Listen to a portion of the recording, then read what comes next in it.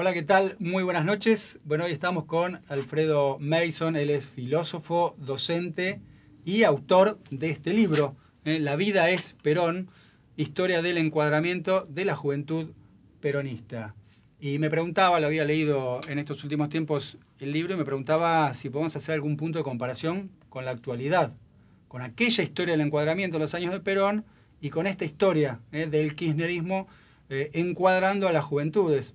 Hay un gran debate de los últimos tiempos respecto al papel de la juventud volcada nuevamente a la actividad política. Bueno, es algo que no es novedoso, sí novedoso para este tiempo, pero es algo que durante muchos tiempos sucedió en la Argentina.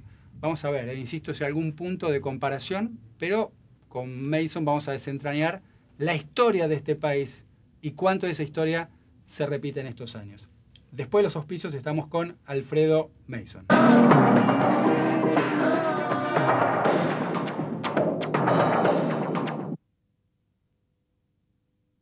Centro Médico Montserrat, 4382-3767. En Ezeiza estamos terminando el aeropuerto más moderno de América Latina. Inauguración nueva Terminal B. Preparque Internacional. Noviembre de 2012. Aeropuertos Argentina 2000. Soñamos con vos. Estamos trabajando en un sistema de salud público que te cuide cada día mejor. Gracias a esto podemos enfocarnos en lo que más sabemos hacer, salvar vidas. En la ciudad la salud es prioridad. Por eso es pública, gratuita y para vos. Cámbiate a Ospose Integral. Gana tu salud, ganas vos. Ospose Integral. Compromiso médico.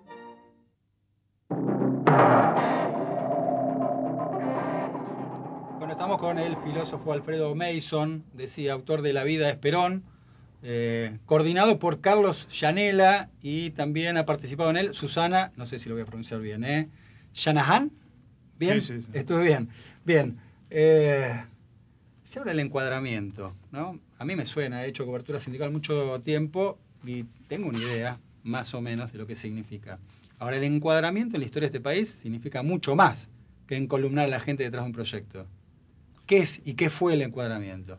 Sí, fue una organización que surge a mediados de los 60, cuyo leitmotiv fue generar cuadros, formar cuadros dentro del peronismo.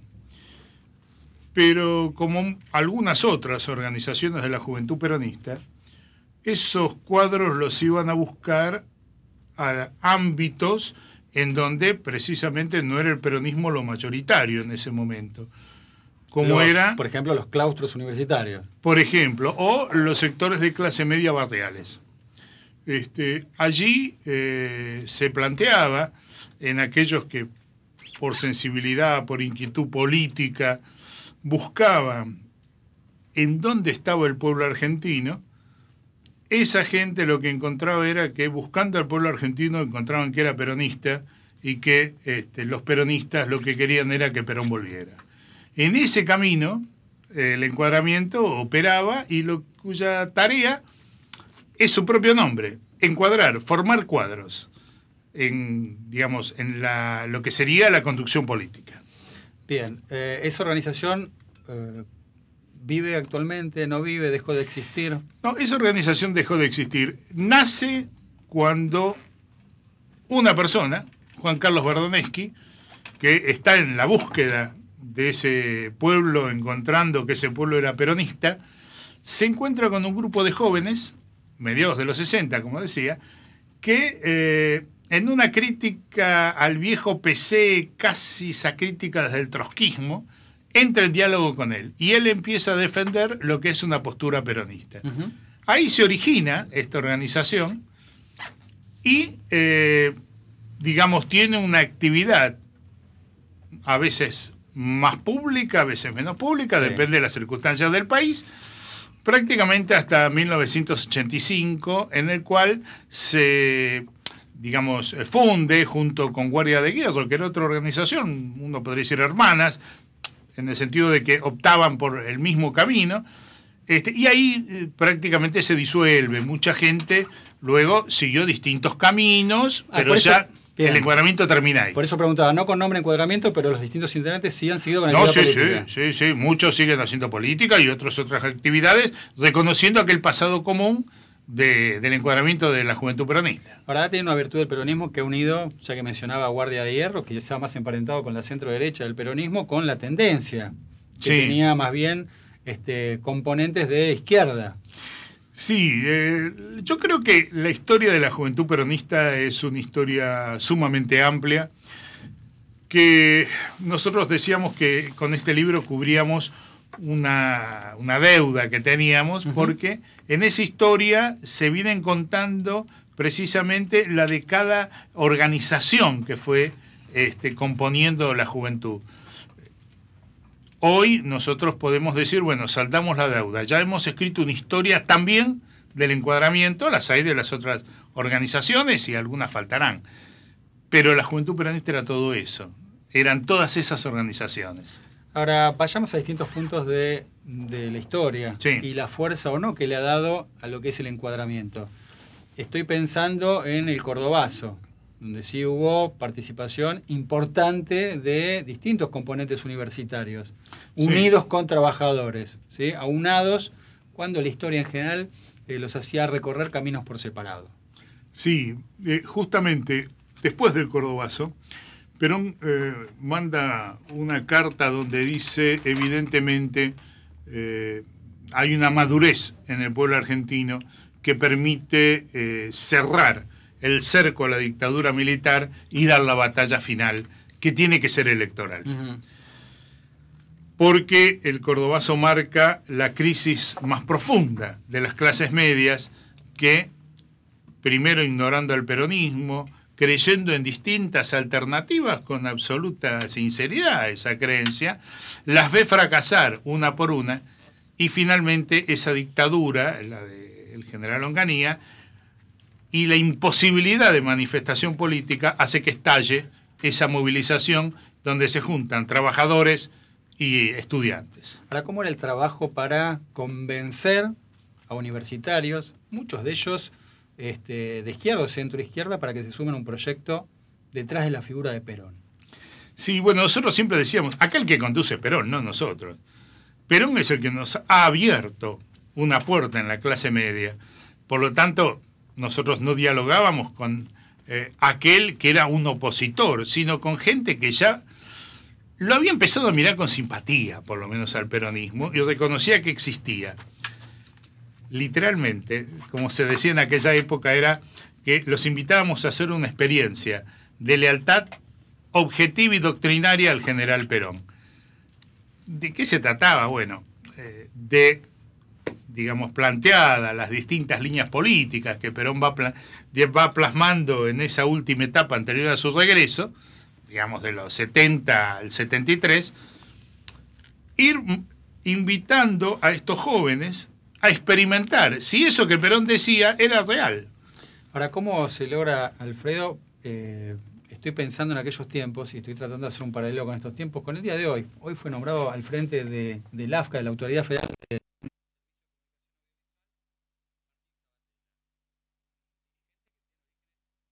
izquierda, militó en el Partido Comunista en la juventud, después creó un nuevo partido, se llama Nuevo Encuentro, y hoy termina nombrado por un gobierno peronista. ¿Se puede hacer algún paralelo entre esos tiempos y los de ahora respecto a dirigentes de izquierda o centroizquierda que terminan encolumnados detrás de un modelo peronista, de un proyecto peronista? Yo creo que sí. En primer lugar hay que recordar la conferencia de prensa que Perón da en Roma antes de venir para la Argentina. Cuando le dicen, bueno, ¿cuál es la composición política en la Argentina? Él da una serie de porcentajes, pero no menciona el peronismo. El periodista le dice, ¿pero y los peronistas? Ah, no, peronistas somos todos. Sí, es conocido. Muy bien. Algunos se podrán escandalizar por esto que vos acabas de decir, como alguien que no viene, pero nosotros tuvimos a Gelbar de ministro de Economía, que era un cuadro orgánico del PC y que sabía muchísimo de economía, y Perón lo puso y lo defendió. Fue el único caso de ministro que él pidió que sin lugar a duda tenía que estar. Ahora, es el trabajo de encuadramiento en los años de Perón. Me imagino que no tiene nada que ver con los trabajos de encuadramiento en esta época. Digo, ¿era más fácil encuadrar detrás de Perón que encuadrar detrás de Cristina Kirchner? No, porque hoy el peronismo, lo que se ve, en aquellos tiempos también, digamos, había, y como menciona el libro, numerosas organizaciones Sí. vinculadas a las juventudes. Sí, sí. Hablamos recién Guardia de Hierro, la Tendencia, pero puedo nombrar decenas de otras organizaciones. claro. En algún momento todas, de una u otra manera, están detrás de la figura de Juan Perón. No sucede lo mismo ahora. Dentro del peronismo sobresalen dirigentes de peso históricos en este país que claramente le dicen no al proyecto de Cristina Kirchner. Por eso pregunto, ¿es más difícil ahora? ¿Qué es lo que ha cambiado de aquellos tiempos ahora respecto a la juventud y su posición con el gobierno? Sí, en primer lugar, lo que cambió es la circunstancia. En aquella época nosotros hacíamos política en contra de una dictadura militar que gobernaba el país y que hacía 18 años que venía impidiendo el gobierno del país. Cuando Perón plantea que vuelve, la campaña que se llamó Lucha y Vuelve, ¿no? Sí. era lucha, en serio. Nos llevaban presos cuando nos encontraban en la calle cantando la marcha peronista. Entonces, eso es una circunstancia, lo que en términos de Perón sería la toma del poder, en tanto que ahora estamos en una etapa institucional, necesariamente tiene que ser distinto. Cuando nosotros militábamos en los 70, hacía falta un buzón, esto es, vamos al acto y cuando nos vamos, media hora después llamamos ahí para decir, estamos bien. Uh-huh. Bueno, sería un delirio hacer una cosa así, no tiene sentido. Claro, la policía no te va a buscar ni te mete preso. Entonces, son etapas distintas. Yo creo que lo que sí se puede comparar es algo que podríamos decir, nosotros que estuvimos en el encuadramiento podemos sacar como conclusión de esto. La idea de que, primero, la importancia de la organización. Es muy necesario la organización para poder avanzar en una transformación. Uh-huh. Es muy importante recrear una mística. Y en tercer lugar, que cada generación se dé la forma de militancia propia de la etapa que le toca transcurrir. No hay formas eternas. Ahora, ¿hoy existe alguna organización que emula el encuadramiento? ¿Hay alguna organización que usted diga, bueno, estos hacen el mismo trabajo que nosotros? No, precisamente por eso. Ninguna organización, no sé, salvo la Iglesia, es eterna. Las organizaciones cumplen una función. Entonces, hoy exactamente lo mismo no hay. Sí hay muchas organizaciones juveniles que de alguna manera se forman y se organizan, pero en función de esta etapa institucional. Bueno, hay muchos que se espantan con lo que es la formación política, ¿no? Sí. Hay temas muy de coyuntura que se están discutiendo, que tienen que ver con la participación de los jóvenes en política. Por ejemplo, la posibilidad de que voten a partir de los 16 años. Eso ha creado cierto prurito, mucha dirigencia política. Me parece que subestiman a los chicos. Está muy bien, ¿o no? Pero por lo menos para mí. Absolutamente. Además, está muy bien que participen, digo, no que haya el prurito de la gente. No, claro, sí, que participen porque además es voluntario. Los que van a participar son aquellos que están decididos y han tomado una posición. Es muy curioso, yo veía hace pocos días en televisión unos dirigentes de la Unión Cívica Radical opinando en contra de eso, Sí. que no todos piensan lo mismo. Y los jóvenes de la Unión Cívica Radical diciendo, no, somos nosotros los que vamos a entrar, digan que sí. O sea, creo que hay hace 10 años que ha empezado un proceso en el cual los jóvenes han empezado a contemplar un horizonte político. Uh-huh. Esto no quiere decir que van a ser cuadros militantes todos, Sí. pero sí que su futuro depende de la política. En esa situación, 10 años, no es que se improvisó ahora la discusión, en esa situación han ido ganando el derecho a poder participar, los que quieran, porque va a ser voluntario. Y además, digo, es una ingenuidad pensar que todos en masa van a votar un partido u otro. No, por supuesto que no. Entonces, yo creo que es una cosa interesante, que es importante, y lo que sí se está mostrando en los que se oponen a, permítanme una vieja palabra, los gorila que son. No se puede plantear que un chico no puede votar hasta que termine la secundaria, porque en la Argentina hay chicos que solo terminan la primaria. ¿Qué les vamos a decir? ¿Que no voten nunca más?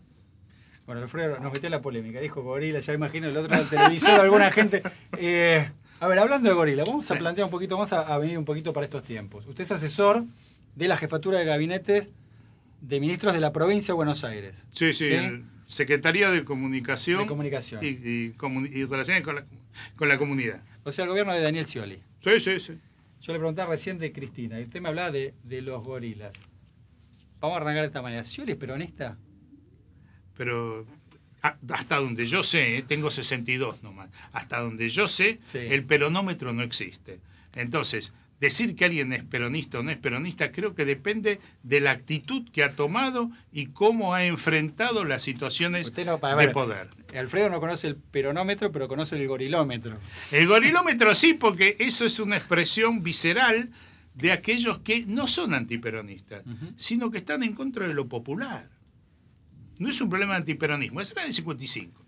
No, el gorila es aquel que se opone a lo popular. Bueno, vamos a llevarlo a otro tema de mucha actualidad que Sí. tiene que ver con Harvard. ¿A usted qué le pareció esa conferencia que hizo Cristina Kirchner? A mí me parece bien, digamos. No, yo creo que los peronistas, ante todo, somos iconoclastas. Entonces, yo creo que podemos estar en Harvard o en cualquier otra universidad. Creo que... Digo porque hay muchos peronistas que se han enojado con los chicos que preguntaron, con los estudiantes. No, ahí hay un estudiante interesante, ya se le dio la foto, todo, que es funcionario de la Ciudad de Buenos Aires. Pero ¿cuál hubiese sido el problema? A ver, lo digo Creo que ninguno. Lo digo de esta Creo que manera.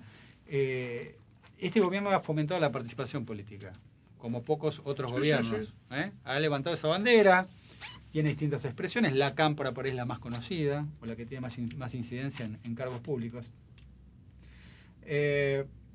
Con lo cual uno imagina que si está en la universidad hay jóvenes que si militan mejor, de acuerdo al discurso oficial, y si pertenecen a la fila del oficialismo, bueno, es una circunstancia, ¿no? Sí, sí. No va a esperar que una conferencia justo pregunten los que militan el oficialismo, pueden estar en la oposición.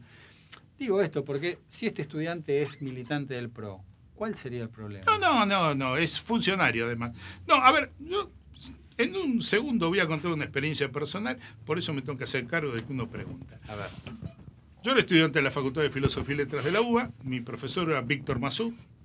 Él estaba hablando de que en América no había un pensamiento original, que de alguna manera éramos hijos de Europa. Yo levanté la mano y pregunté si el pensamiento de Perón no era original. Víctor Mazú se transfiguró, dijo que nunca más las alpargatas iban a estar sobre los libros, y cuando reaccionó pidió disculpas. Me llamó y me pidió disculpas a mí después, pero digo, cuando a uno le abren la posibilidad de preguntar, puede preguntar lo que sea. Puede ser que alguno lo haga con un poquito más de malicia o menos de malicia, pero me parece que esto es un libre juego, tiene que existir. Así como decimos pluralidad de voces en los medios, bueno, pluralidad de voces en la comunidad. Yo creo que no hay que pelearse con nadie, aunque sea una provocación lo que digan, como lo que hice yo, a la cabeza. Pero estaría bien analizar las respuestas. Y lo que lo que se preguntó es más o menos lo que el periodismo medio hubiese preguntado. Sí. ¿No? Los temas que están dando vuelta. Sí, tema del dólar, tema del INDEC, tema de la inflación. Sí, sí. Esto que a Cristina Kirchner le gusta, que es el cepo cambiario, que podría llamarse de otra manera, pueden ser restricciones. Por ahí no es el cepo, efectivamente hay gente que viaja, con lo cual no es que no se puede viajar, pero es más difícil la compra de dólares que en otros momentos. Por ahí el tono se puede criticar de Cristina Kirchner. Me parece que había una cosa como de disgusto con las preguntas. Y me parece un ámbito donde se preguntaba después de mucho tiempo, pero bueno, está bien, igual coincidimos. Coincidimos, Sí. Me parece que está bueno que se pregunte. Cosa que por ahí no sucedía durante mucho tiempo. Vamos a otro punto, y ahí vuelvo al libro, vamos para atrás otra vez. El peronismo tiene una característica, y para este trabajo de encuadramiento se ha aplicado, tiene que ver con el verticalismo, que por ahí sí cuesta convencer a dirigentes o personas o militantes de otro partido que vayan detrás de una figura como Perón entonces, porque es el verticalismo, eso quiere decir sí o sí. ¿O había ámbitos de discusión dentro del encuadramiento? Esta experiencia que usted me dijo que uno podía transitar entrando al encuadramiento, ¿daba márgenes para la discusión? A ver, la política ante todo es ejecución. Una de las características de cierta militancia universitaria en los 70 y en la actualidad es el diletantismo ideológico, que todo se discute, todo se tiene que hablar, pero no hacen nada. Entonces, cuando se habla del verticalismo del peronismo, cuando se lo ve desde afuera, se ve algo así como una suerte de disciplina militar, pero no se trata de eso.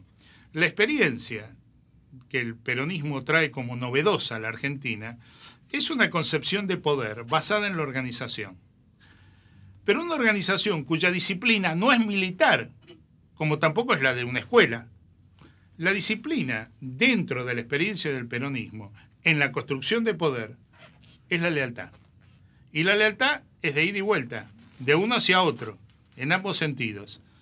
Por lo tanto, cuando se habla del verticalismo, lo que no se entiende es que está fundada en la lealtad, en que yo confío en quien me conduce y quien me conduce confía en mí como conducido. ¿Por qué esa confianza? Porque hemos ido transitando un camino en donde ninguno de los dos nos mentimos. Entonces, ¿y hay márgenes para la crítica? La pregunta es, ¿la crítica es producto de la acción política o de una especulación intelectual? Porque quien conduce tiene una visión de la realidad. Se podría equivocar. Ahora, ¿cómo yo demuestro que esté equivocado si mi visión es menor?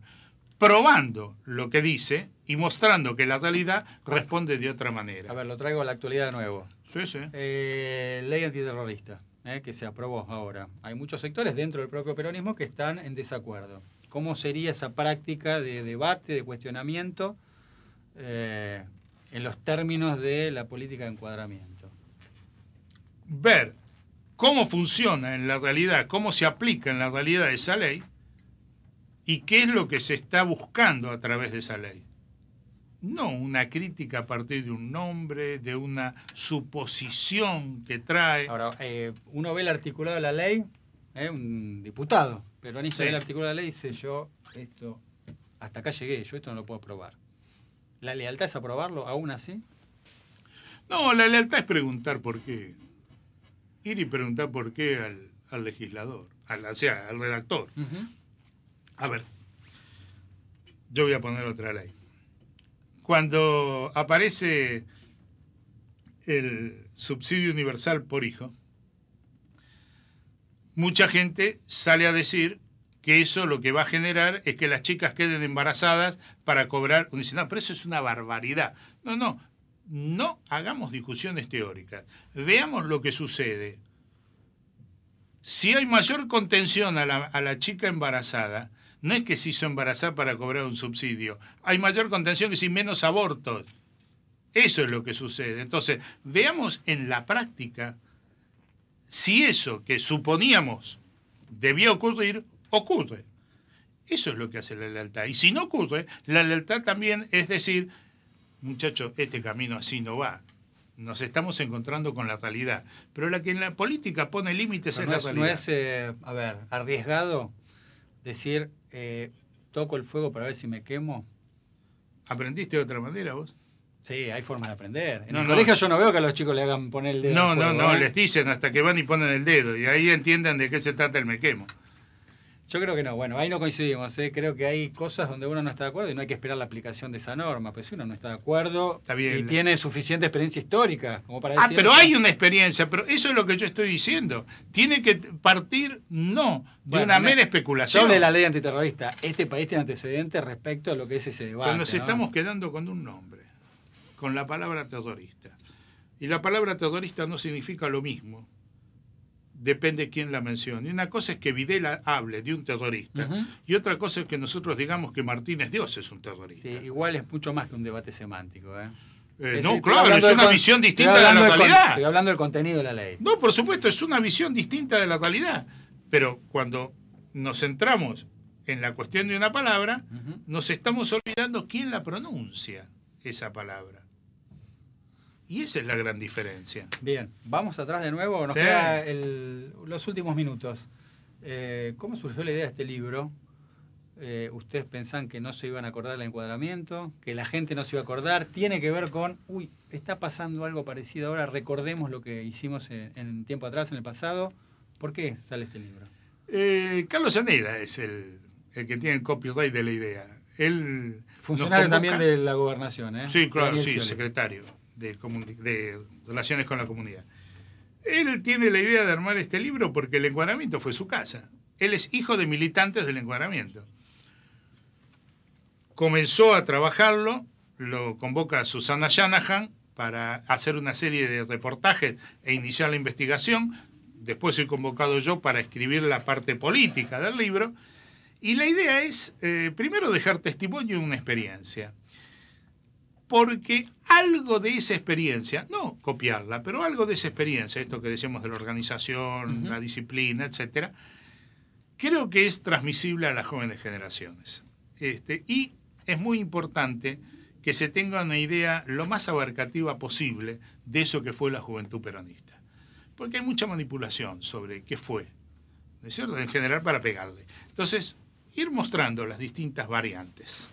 Bien, Alfredo Mason, filósofo, docente, asesor del gobierno ahí de Daniel Scioli, contándonos un poco, haciendo una semblanza de lo que es este trabajo, este libro, y también debatiendo un poquito sobre temas de actualidad. Mucho ida y vuelta sobre lo que fue antes, lo que es ahora, pero hay muchos puntos en comunes. Es la historia argentina, aquellos que quieren poner una barrera y olvidarnos lo que pasó, bueno, no es así.